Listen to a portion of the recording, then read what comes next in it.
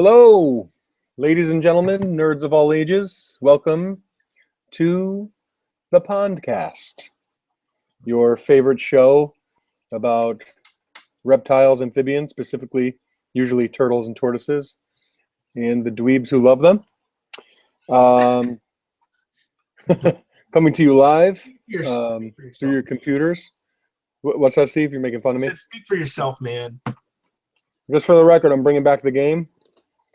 Oh, fantastic. I have pretzels. Steve, don't say anything nerdy, man. Don't say anything nerdy, or I'm going to eat pretzels. Done and said. This pretzel is just to prove to people that I have pretzels. The rest of the bag is for you. Steve, not the viewer, for Steve. So a really good show for you. We're excited. I figured you were going to wait till after Easter to bring that game back. Yeah, right, because of candy. That's right. Well, I'll do that. I'll do that too. I don't get as much candy on Easter as I do on Halloween. True. People usually don't buy don't buy grown men candy. Well, although my mother-in-law might come through in the clutch and buy me like a 2-foot-tall chocolate bunny or something like that. They're buying it for Cambria and you're getting to eat it. Let's be honest. Yeah. That's the goal. Yeah, Cambria's my daughter, if anyone's wondering. But we want to jump right into it today. We want to jump right into it. So enough about me and my gluttony. First, I wanted to just give myself a shout out because that's how I roll. Humble brag. Yeah, I'm not one to brag, but just saying. This bi-month, this 2-month period. Bi-monthly. Yeah, I don't know what that means. This Reptiles magazine has my article in it. And has the article about a species that we've spoken about many times on the show, and a species that I've written about quite a bit. The Vietnamese black-breasted leaf turtle. Pretty nice, attractive spread. So head on out to Barnes & Noble or Petco or PetSmart or whoever else carries the magazine and pick up a copy. And I'd be really appreciative. But it's pretty cool to see it in print in a magazine that's as widely distributed as that. There's pros and cons to anything that you could write for. But, that's really a cool part about this and why it was a goal of mine for a long time. Just because anytime you can get your message out there that much, that's a pretty positive thing, right? That it is. Yeah. So there you go. Steve Enders, man of few words. Apparently. All right. My wife would argue with that greatly, by the way. I bet she would. Those who know me, especially in person, know that I can talk just about to anyone about anything. But normally when we're on the podcast here, I'm just trying to lay low and make sure things are happening in the background. Right. But since it's just the two of us tonight, that means I need to get some talking in myself. So give me a second to pull something up here. That way I can throw a picture up here while we break into our topic for tonight. I'll sing to everyone while we wait. Just the two of us. We can make it if we try. Just the two of us, Steve and I. All right. So tonight, our plan is to talk about some of our favorite colonial literature. Be it academic type books talking about the natural history of species to various other topics. Anyway, so I'm going to start it off tonight with a relatively new book. This book came out, I think it was late 2014. Let me check. It says copyright 2013, so apparently I've had it for longer than I thought, but I think it really didn't hit the shelves till 14. Anyway, here it is. The Map Turtle and Sawback Atlas. Here it is on Amazon. This book is written by Peter V. Lindemann, who is a professor at Edinburgh University here in Pennsylvania, which is part of the state university system. Dude, I got the pleasure of meeting Peter at the Turtle Survival Alliance conference in August, and he and I had a good time talking. But anyway, so he wrote this book. Steve, hold on. Yeah. Dude, that's the place that I told you I want to go get my master's. Yeah, I know. I tried telling you that he teaches there. You did? Yeah. Anyhow. I'm so dumb. Anyhow, Peter is one of the foremost map turtle researchers, and you could literally call this the Bible of map turtles. It's a spectacularly written book. It covers everything from introduction of the biology to history of studies to ecology, conservation, and even species accounts. And there are some great range maps. He's got some of the old range maps from some of the old field guides in here as well. But then he breaks out his fancy range maps. Let me pull one of these up here. Range map of Barber's Map Turtle. All right. It's not really in focus. There it comes.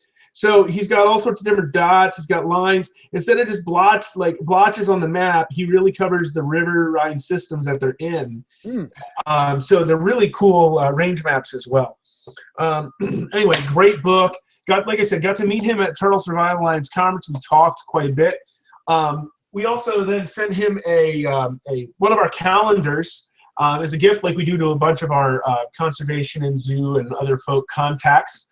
I don't know that I told Anthony this yet. Got a postcard from Peter the other week thanking us for the calendar, which That's is so cool. Hanging in his office. So shout out to Peter there.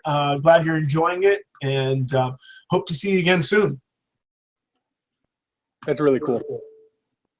Edinburgh University. Who knew? Yep, Edinburgh State. Yep, part of the Pennsylvania state system. Wow. It's Edinburgh State University? I don't know. I think it's just called Edinburgh University, but it is part of the Pennsylvania system of schools for higher education. Are you from Pennsylvania? I didn't know that. No idea. You only spend half you would spend more time in Pennsylvania if you could. Don't deny it. Is it my turn to share a book? Oh, gladly. I have so many books right now. I've literally 40 books stacked in front of me, so we'll be here all day. Well, I was really tempted to do that too, but then I realized Anthony's going to do the same thing, and half of them are the same book. Well, I thought that we could, then we can go back and forth, and you'd be like, oh, you son of a bee, you stole my idea, that sort of thing. But this is the one I wanted to share first. Now, I have a very extensive collection here, and as I said, a large collection sitting in front of me right now in a pile that is arranged in no particular order. However, I wanted to start here for a couple reasons. This is the Animal Planet Ready or Slider book. And while that seems like a pretty beginner subject and kind of a book that might not seem on the surface like it's all that profound, this is actually really well done. And it's written by a friend of ours, Katrina Smith, who really, really knows what she's doing. And I think a lot of these books, when you go through them, you could usually sometimes, in like these beginner series books and things, books that you get for less than $10, stuff that you would have bought over the years at like Petco's and stuff like that. You could find sometimes some questionable information from time to time, or just information that's so broad that it's really not that useful. But she really does do a really good job. And if you have a Ready or Slider and you've ever had a question about what care you should be providing or how to take care of different ailments, things like that. For instance, in this book, she talks about chlorhexidine, which is a medication that we love to use topically for shell rot, for instance. I've never seen it listed in a book before. That's Novosan. It's a newer, people used to use betadine a lot, but it's a newer treatment. So She just really did a good job. And as I said, she's a friend of ours, and we just know there aren't many people out there that are better than her. So really good book, and one that I recommend, even if you are into a bunch of different species, or if you just have a few red ear sliders like so many of us have, then definitely a useful piece of literature for you or anyone, I think. So there's a method to my madness. Are you done with that book already? Yes, I've read the book. No, I mean, are you done talking about that book already? Man. Yes, I'm done. Do you have any questions, Steve? If you have any questions, I can let you know. No, not really. You know, I've never been a, you know, big red-eared slider guy just because of the common species. I'm a painted guy, probably because my first turtle was a painted, you know. So, but anyway, Katrina's great, and no doubt anybody, even us veterans, could learn something from her book, I bet. So, have you seen the book? Not in person.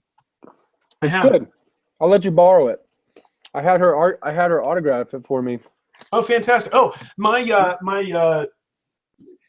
so far we've shared 2 books, and they're both autographed. Nice. Should we keep that going? I have more autographed books. This is my only autographed turtle book, I think. But, oh, wait a minute. I lie. I remember when I had my first beer. Yeah, it might be my only autographed turtle book. Oh, man. Anyway, I know where I'm going next if it's my turn again. Go there. It's your turn. I didn't grab this one off my shelf, but here's the Amazon view of it, Life in a Shell. Nice, man. By Donald C. Jackson. This is an absolutely fantastic book. This book gets beyond, it's not really about care. It's not really about life history. This is a physiologist's view of a turtle, as it says right there on the cover. Just fantastic information about how turtles, you know, breathe, how they do basically everything they do. As I recall, there's a good chunk discussing the overwintering of Western painted turtles. In below freezing temperatures. The turtles essentially freeze over the winter as hatchlings in the nest and still live in the and come out of the nest in the spring. And he talks about that a lot. Just a really, really great book for somebody who really likes turtles and is interested in, you know, some of the things that make them really unique. This is what I was hoping would happen with the conversation, because now it took us to number 3, but this is a book that both of us have read, and I have mine in my stack too. See, yeah, so it's official. But yeah, I thought it was really interesting that I think he remarked on the fact that besides red ear sliders, Western painted turtles are the most studied North American turtle, and I thought it was so cool. I don't know. I guess maybe I'd figure it would be snapping turtles or something really common.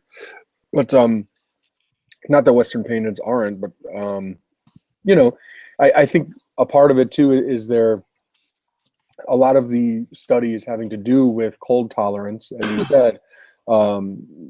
They've been using turtles to look into basically how the way that they can withstand those cold temperatures. Just to kind of learn more about cold tolerance in general and use that in medicine and things like that, because they're so unique in the way that they can withstand those cold temperatures. That's what I'm trying to say. I'm really struggling with that comment, but bear with me, folks. We're going to get through this together. Do you have more to say? I didn't mean to kill your vibe. No, it's your turn to pick a book now. Is that it? We're going to move this fast? I don't know, unless you could talk more. I mean, like, I really loved that book, and my wife even read it or read bits of it because she found it fascinating. Because it really gets into, like, I feel like it covered things that not a lot of other books covered, and the writing was in such a way that I think anybody would be able to understand it. It was just very well communicated. Yeah, and you could tell the author had really enjoyed studying turtles for this book, even though he's not like a turtle guy. So it was just, again, really great book, and I would recommend it to just anybody who likes turtles to read it. Yeah. Well said. Well said. We're going to end there. All right. Next book. Don't rush me. Gosh. The next one, A Sheltered Life, which you can't see because there's a library stamp over it. Is that your? Is that mine's your a library book too. So Steve and I on the weekends. Steve and I on the weekends go out to libraries across the country and steal. Where is yours from? San Diego. Mine is from Arlington, Texas. Nice. Have you ever been to Arlington? I have not. I've never been to San Diego, so you know it wasn't us who originally took these books. But they probably were sold. A lot of libraries will sell books to raise money. Would you be able to prove that your book was sold in a court of law? Probably not, but I could prove it was sold once. It was purchased on eBay by somebody who gifted it to me. Wow. I didn't know you had friends who gave you stuff. I never give you stuff. This was a Turtle Forum gift exchange gift from Jamie Alcumbrack out in Arizona. Very nice. Very nice. So what Steve is referring to, if you're not familiar, there's turtleforum.com, which is a website, a part of Austin's Turtle Page. It's been around for a long time. And they do a holiday gift exchange. So if you're looking for friends, I'm talking to you, Steve. That's a good place for you to exchange. I'm just kidding. I'm looking for another friend. Oh. It's a good place to meet people, talk about reptiles, specifically turtles and tortoises, and around the holidays to exchange nice gifts. So let me talk about this book, though. So this one is, huh? I said rock on. Rock on. Good. So, Sheltered Life, the unexpected history of the giant tortoise.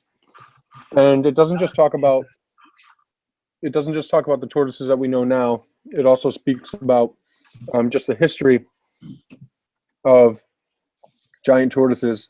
For instance, there was a species of giant tortoise that was endemic to like Florida, as recently as, being inhabited by man. So we as a race have absolutely exterminated several giant tortoise species within our time. Really like just genocide, really. I mean, absolutely just wiping out entire species because they can obviously be flipped on their back and cooked in a fire pretty easily. They can survive for a really long time on ships. So that's kind of what's led to the demise of a lot of giant tortoise species. And this book is amazing if you're into history and if you're into colonians. It's just a really cool book that I recommend to anybody. So I don't know where Steve went. You still there, Steve? Right back. Okay, Steve will be right back. All right, there I am. Oh, hi, Steve. No, that was me coming back. Anyway, yeah, one of the other neat things I think it was this book is talked a lot about Darwin's research with the finches and the tortoises in the Galapagos as well. And when I read this book, it really interested me more in reading some more about Darwin's studies with the finches and the tortoises and other species there on the Galapagos Islands as well. Mm-hmm. Again, another really well-written book that I think anybody can get into, even if they're not, terribly academic-minded, because it's again written for just about anybody to understand, and it's got it's written in a. It's not like I'm not saying it's written like a story, but it's got a nice narrative flow to it. The rate makes it really easy to get into too. Right. Well said. All right, so are you up next? Sure. And I'm going to continue on that theme and go with this book. Ah, very nice. The Last Tortoise by Craig B. Stanford. And this is another one I had picked up, I think, right after reading Sheltered Life. And, I found this was just another spectacular book on tortoises, particularly the giant tortoises. This book kind of came about out of the plight of Lonesome George. So, who's Lonesome George? What was that? Who's Lonesome George? Oh, I don't. I hope most of our audience knows who Lonesome George is. Well, Jorge Solamente, I call him. Right. Lonesome George was the last remaining member of one of the Galapagos tortoise subspecies who passed away half decade ago, I guess now, or something like that, without being able to reproduce. Right. We had done we had a Pondcast at some point where John showed some of his footage of when he got to see Lonesome George's preserved body. And we talked a bit about Lonesome George on that show. So if you want to know more about Lonesome George, dig back through our old podcasts and check that one out. We don't know which one it is, but you can tell us. Find out which one it is, you the viewer, and you come back and let us know. We'd really appreciate it. That'd be great. That'd be great. Am I up again? I think so. This is good. I think, people are going to be able to really build their libraries. Now, up next, if you're looking for a book to really make your home smell like the attic of the library, this is the book for you. Living Turtles of the World. Oh, the old P.C.H. Pritchard book. Oh, yeah. 1967. I think this book is such a trip just because he's like still doing it, Yeah. And he's had books come out recently. He's had, I can show this one now too. Rapidus, Curve of Extinction. I'm going to go back to the Living Turtles of the World, but this is Dr. Pritchard's most recent book, and it details many different stories, but obviously first being the giant soft-shell turtle that we spoke about last show. 4 left in the world. That's Rapidus swinhoii. That's how I pronounce it, but Steve pronounces it differently. Go ahead, Steve. How would you say it? Rapidus? Rapidus. Rapidus swinhoii. Swinhoii. Rapidus swinhoii is how I like to say it because I taught myself how to say it, and I'm proud of that. So that's his most recent book. So to see these two juxtaposed next to one another is kind of a trip. But this one actually, talk about a trip. He has this picture of himself when he was like really young. Can you see it? Yeah. It's really cool. And he autographed that one for me. Oh, booyah. So that one means a lot to me. But it's really cool to see like how far we've come with some of the species. And even in this book, so I'll just do a whole Pritchard segment right now since I have so many books, but even in his second book, the Encyclopedia of Turtles, which is a really big one, you can see that's a lot of pages there. The progress from the 1967 book to this 1978 book really came a long way in that amount of time. This is 1979, sorry. So that was 12-year difference. Kind of like the zombie movies by George A. Romero. That's how I look at the big books by Pritchard. From Night of the Living Dead to Dawn of the Dead. Only one decade. And even though it went from black and white to color, there was a lot of advances, you know what I mean? Just in the storyline and stuff like that. So just compare Peter Pritchard books to zombie movies for you. So if you're interested. While we're on Pritchard, One of my favorite books as well is they're essentially his memoirs. Tales from the Tibet, Reflections of a Turtle Man. There's tons of great stories in this book. Peter in this book is basically he starts by telling a number of stories. He first talks about his mentor, Archie Carr, who passed away several years ago. And then he starts telling several stories about the Galapagos tortoises and his experiences on the islands. And then the middle chunk of the book is almost all about his work with sea turtles. And then he finishes the book with remembering some other people who've impacted his life, as well as some of his speeches and essays as well. It's a really enjoyable book to read. I loved the section on the giant tortoises, and the sea turtle stuff was especially fascinating as well. And just really cool to listen to him tell stories about his travels around the world to conserve turtles and tortoises. And that was on my list too, but mine's autographed. Yeah, well, you got to visit him. I haven't gotten to do that thing yet. So, well, I have so many Pritchard books, and I had to decide which ones I wanted to get signed. So I brought his first book, and then I brought like my favorite of his books. This is really, Steve, you're 100% right. It really, really is a good book.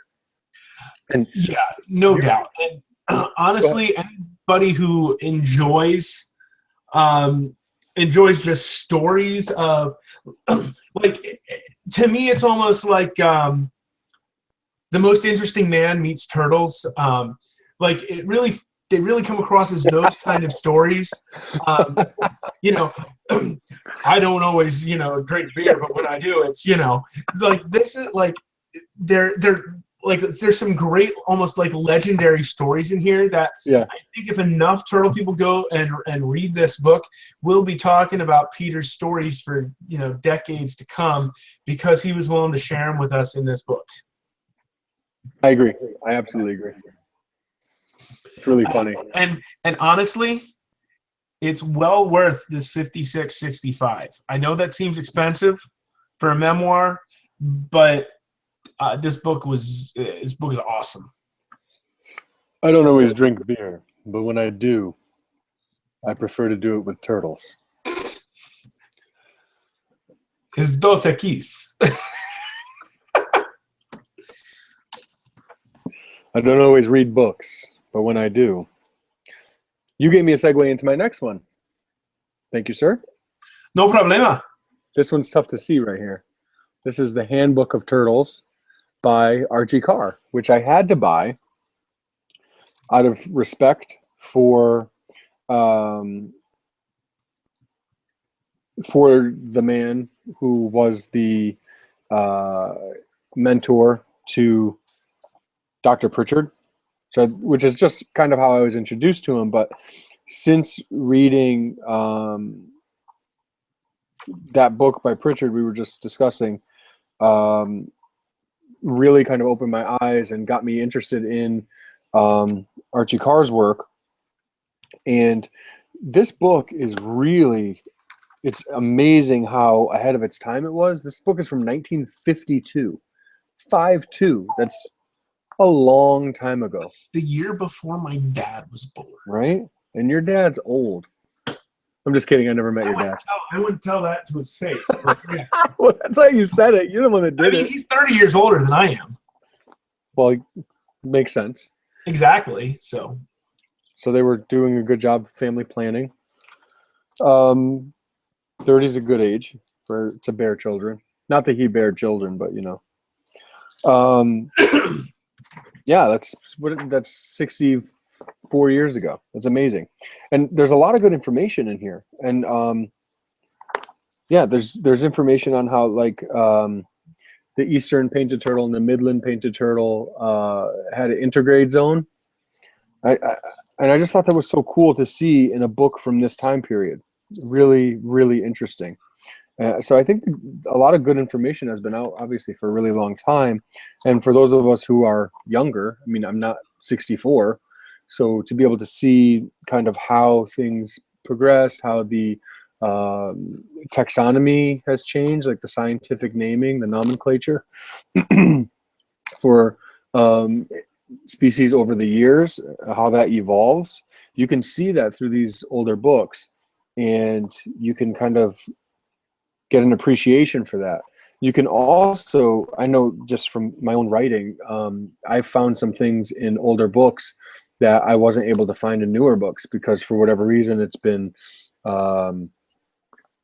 maybe it's not seen as relevant, but when you're trying to write about a species and there's limited information, you'll take anything you can find. So it can be really useful just to look through some of the old books and see if you can find any little nuggets of information that you weren't able to find somewhere else. So this is a really cool book, and another one that will make your house smell like the attic of the library. It's a good thing. It's a good thing. Do you have another one, Steve?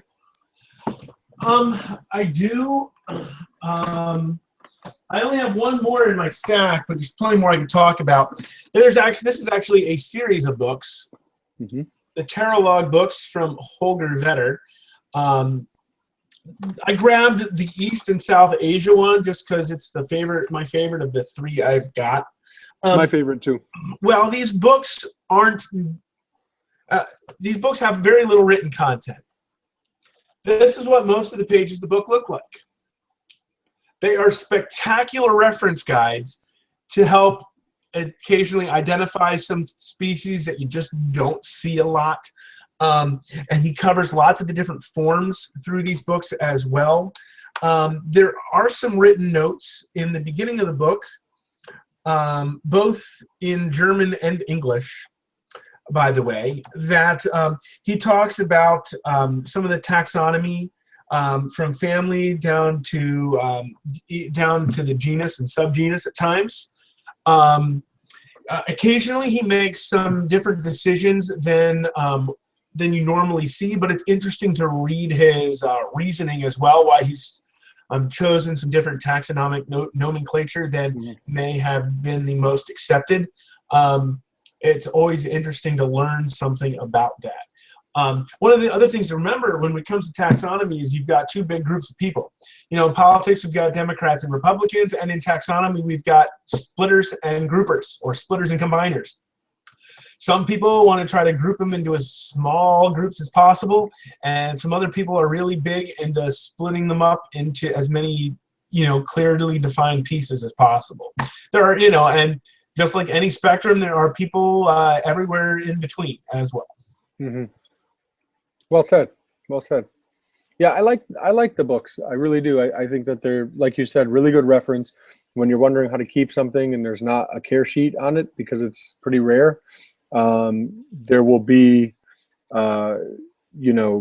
thoughts on how to best keep them. So pretty good stuff. I'm moving on. Sounds good to me.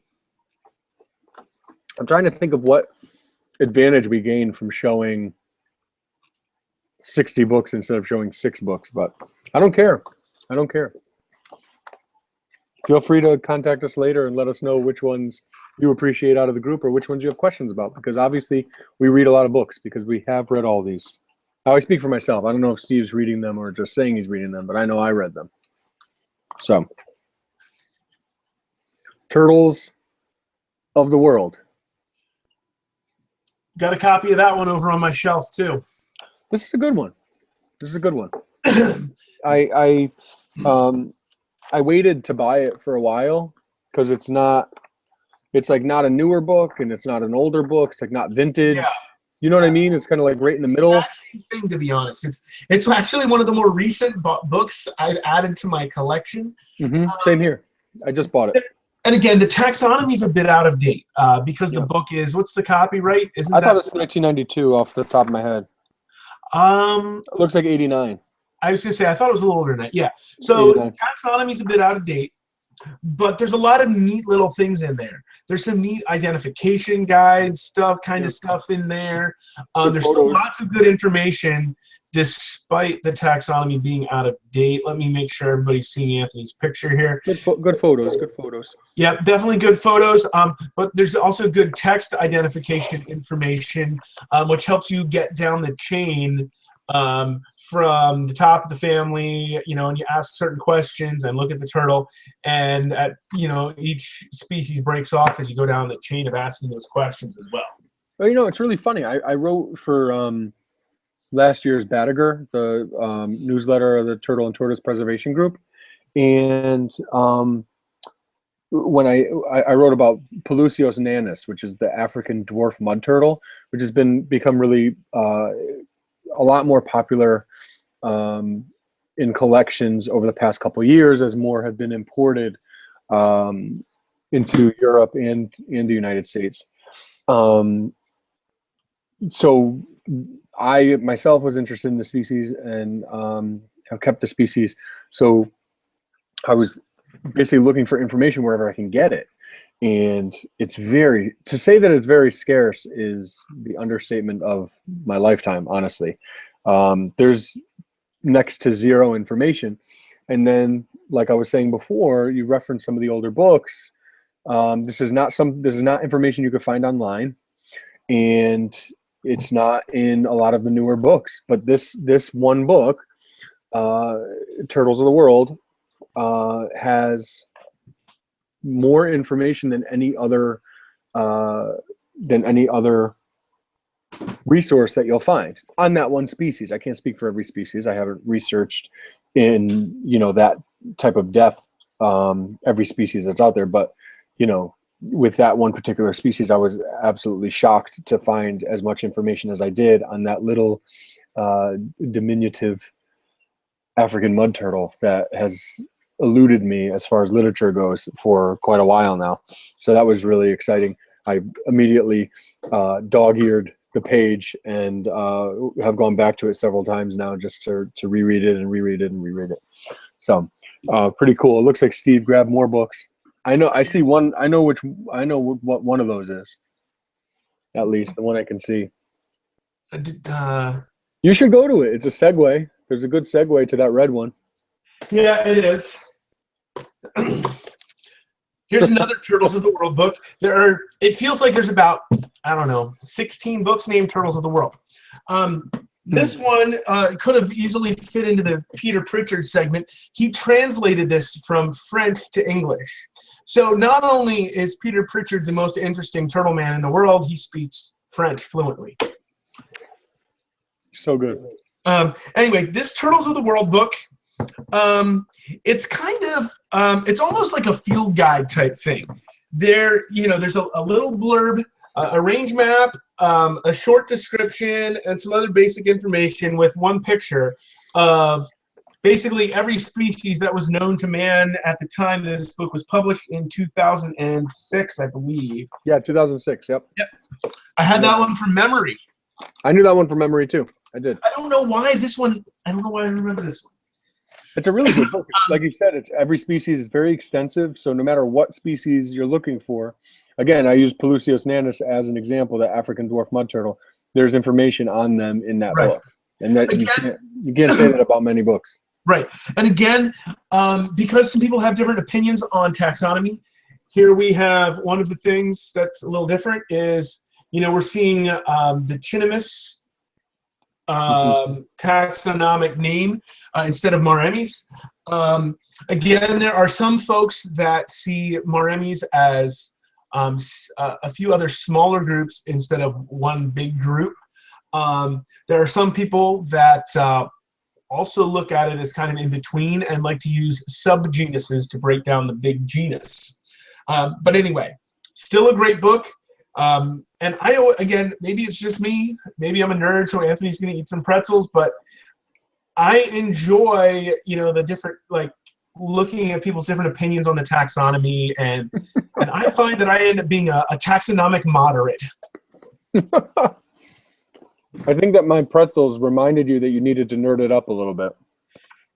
It's possible. Just embrace who you are. Just lay it on thick. If you're a nerd, just be a nerd, man. You know what I'm saying? I do. Yeah. I have a new one. Gulfstream. Oh yeah, the David S. Lee book. By David Lee, my literary hero, my literary hero, who unfortunately passed away relatively recently.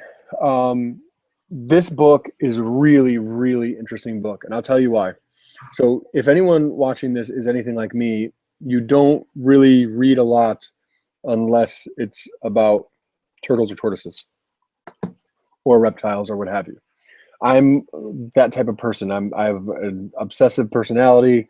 When I'm into something, I'm into it, and that's it. Everything I do is for that hobby. In doing so, and in all the reading that I've done over the years now, I was able to come across Mr. Lee, who is the author of this book, and authored many, many papers on turtles and tortoises, one of which changed my life. I've talked about it on the podcast before. And his writing style is so amazing that when I read his books, I become a better writer. I become a better person. I get smarter through osmosis. I'm just being around his literature makes me a better person. I don't know why.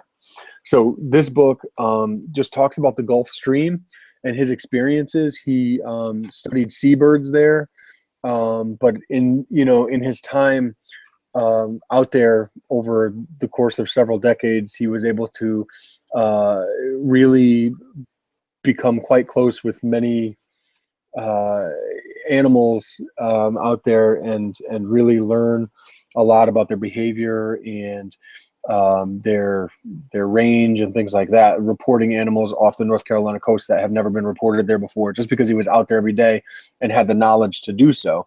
When most of the people who are out there are fishermen, to actually have a naturalist out there keeping an eye on things, it's amazing how many things could be discovered.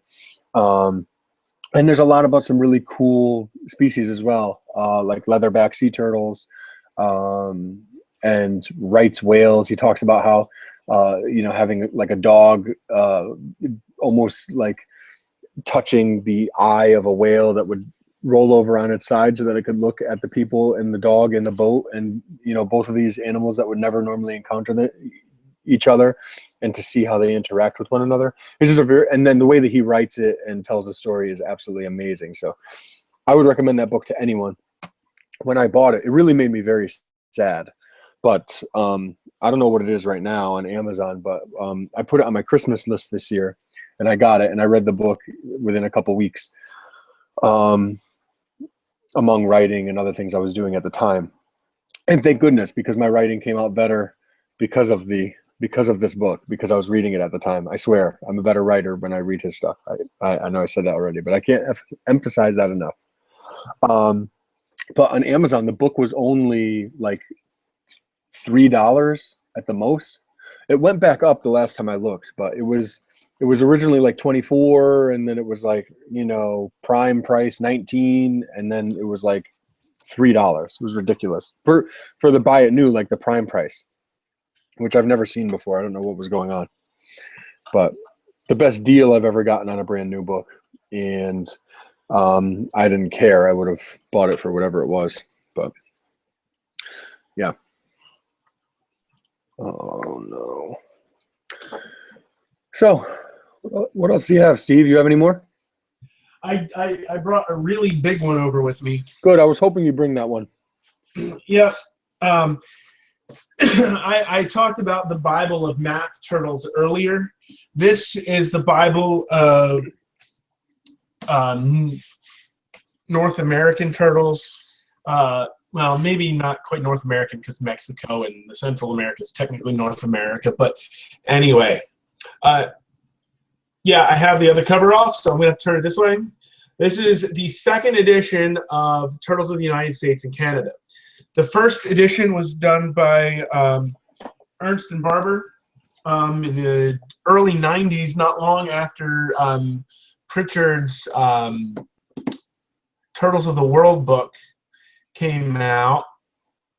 and or not his. I mean Ernst's Turtles of the World book came out. Anyway, this Jeff Levitch did the second edition with his mentor Carl Ernst. There is, if a paper has been written, an academic paper has been written about a species that resides in the United States or Canada, it was read in the making of these books.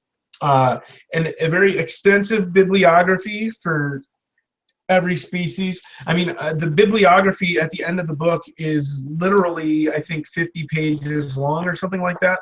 I'm actually curious, so I'm going to go count it again now. The bibliography starts on page 649. Oh, it's even longer than that. 649 and goes through page 800 and... Whoa. 819. So... Wow. We're talking 160 pages just of bibliography. So they've done a thorough amount of research. If there's something you want to know about a species, its natural history, its wild diet, its habitat, anything along those lines, you're probably going to find it in here. There's information on reproduction, including studies that have been done in captivity for incubation temperatures, temperature, sex determination, etc. Mm-hmm. Lots of really good information in this book. Again, anything that lives in the United States and Canada has been covered very, very, very thoroughly here. I actually got to meet Dr. Jeff Levitch at the Turtle Survival Alliance Conference in August.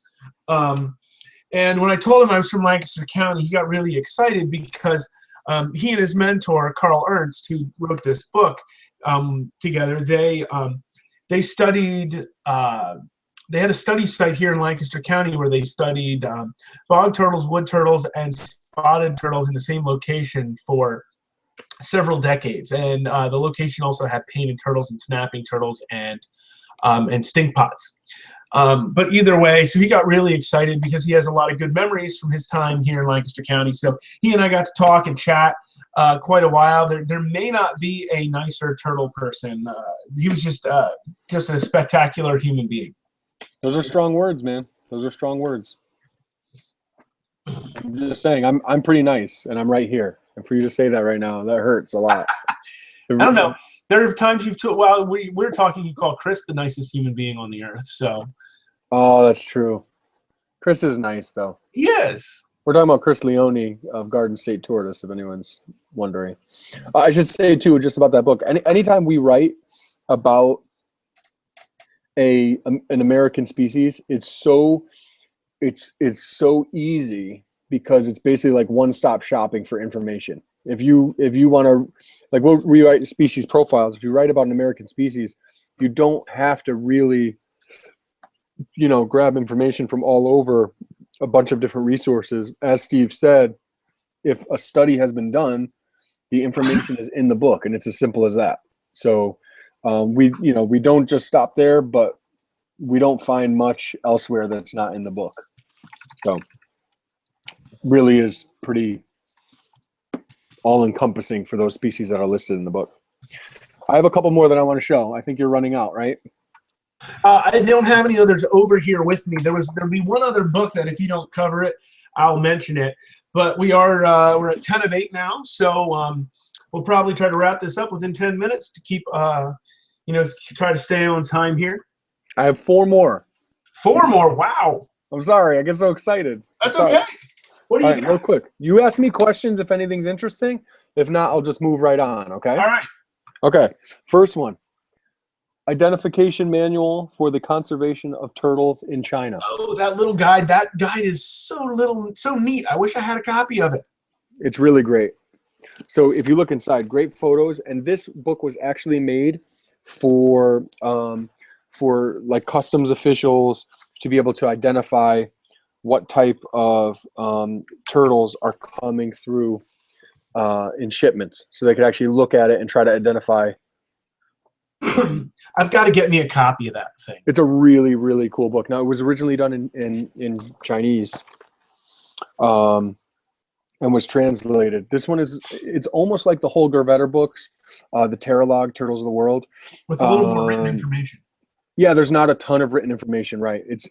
But really, what's really cool is if there's a like species, this book will tell. The only thing that really is written is it will tell you how to differentiate the two, and then tell you what type of what the conservation status is, if there's any protection. So, I mean, really, really, really cool, unique book. You won't find a book quite like this. And the thing that I love about it the most is you can tell that this was made because there was a need for it. You know what I mean? So that's kind of what I really love about that one. If people have heard of the Lizard King, for me, Stolen World was the best book out of that movement to kind of describe the reptile industry hobby and some of its less desirable history, if that makes sense. How some animals like the bearded dragon came here totally illegally, and how they've become a real staple in the hobby and stuff like that. So a tale of reptiles, smugglers, and skullduggery, which I had to look up. Great subtitle, really. Yeah, I know, it's definitely. There are people in the industry who don't like this book as much as the other one.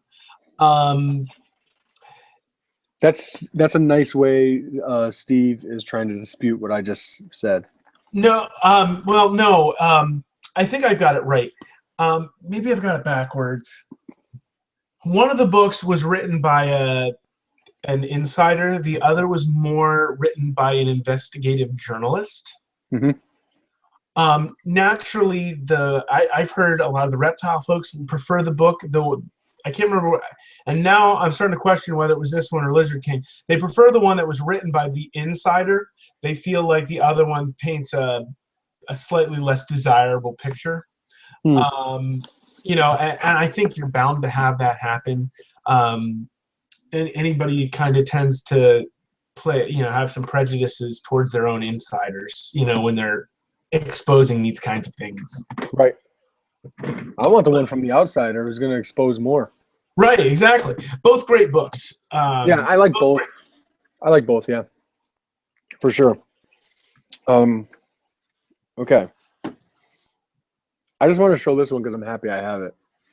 And also so I can give people so this book is in grab my book that's in French that I don't know how to read. Is that the Les Tortoises? Les Tortoises de Indochine.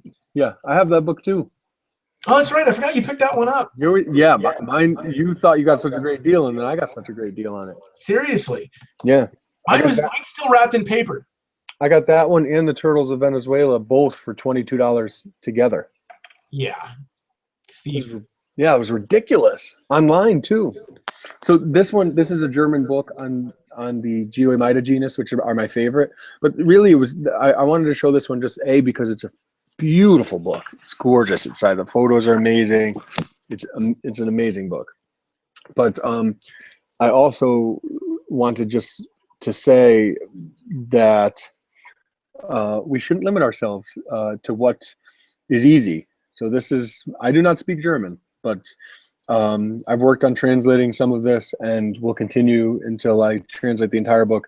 It's really interesting to look at something in a different language and try to figure out what's interesting information that you haven't seen before. But the point is that a lot of times good information does not travel from one language to another. And there's a very good chance that some good info is sitting right there in German, and it's just up to me to translate it. So I challenge myself to do so, I guess. So, and I have a really hard time. Do we have to switch to a different Amazon or something, Steve? Is that how you find books in different languages on a certain subject? Because I don't have a very easy time finding books in other languages when I search for things. I think Amazon probably generally, filters results because they're assuming you want things in your own language. Right. It might be helpful if you, would write German book. Right. And then your search, or whatever. I feel like I've done that too. But I don't know. All right, last one.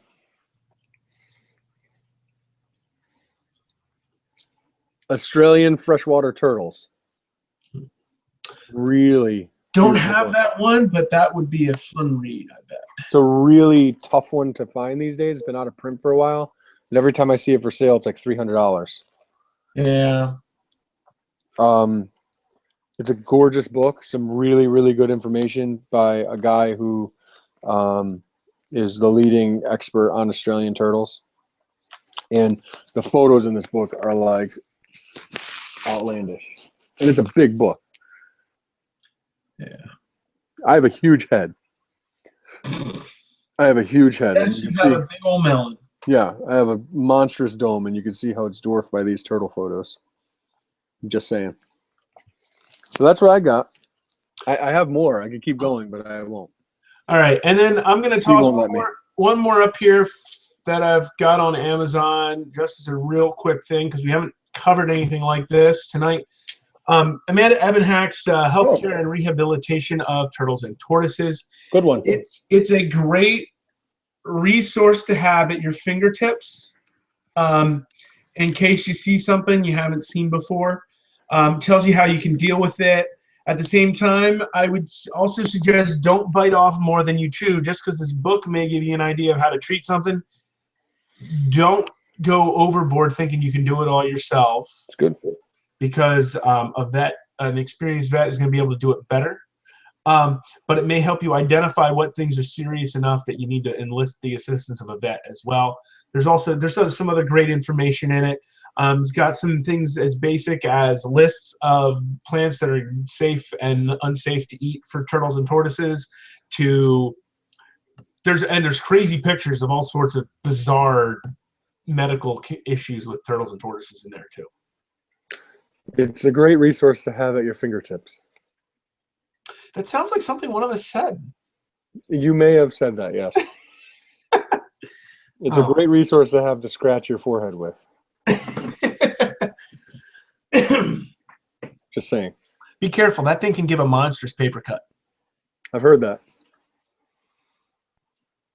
My books smell funny. How many books do you think we showed? We're going to have to watch the episode afterwards and discuss. And count? Yeah, over under. 5, 6, 7, 8. I showed 9. If you showed 9, I'd say we showed 22, 24. Yeah, I'd say more like 24, 25, yeah. Yeah, because I showed a lot. Yeah, you did.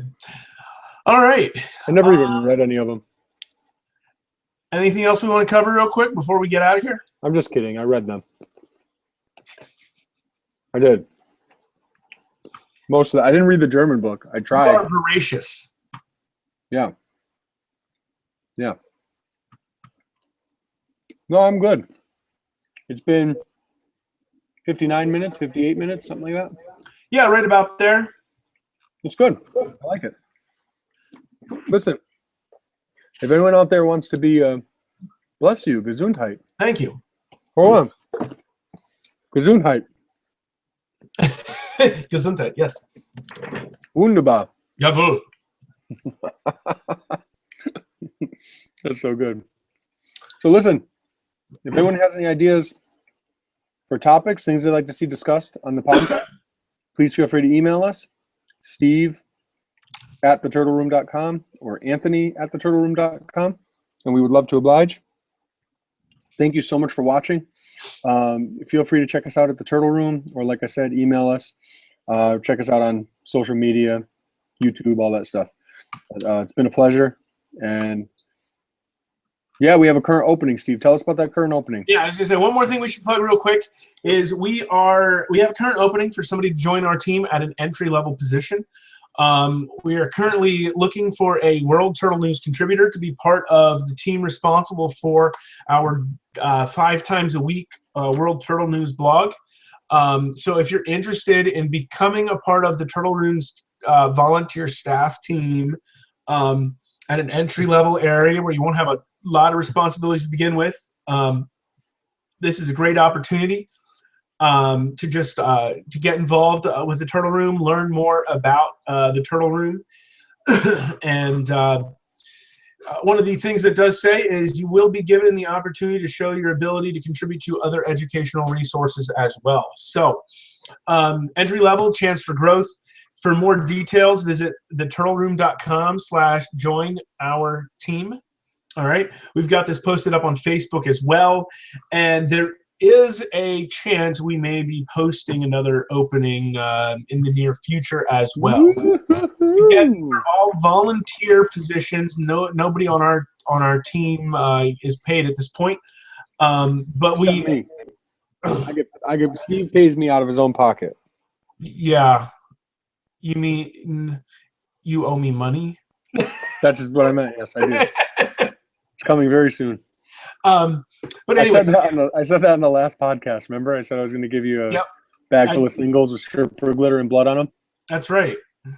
It's in the mail. So again, we've got an opening. We might have another one. Keep your eyes peeled. We're mainly looking for somebody who can help. We're looking for people for very specific responsibilities so we can continue to work efficiently in producing resources.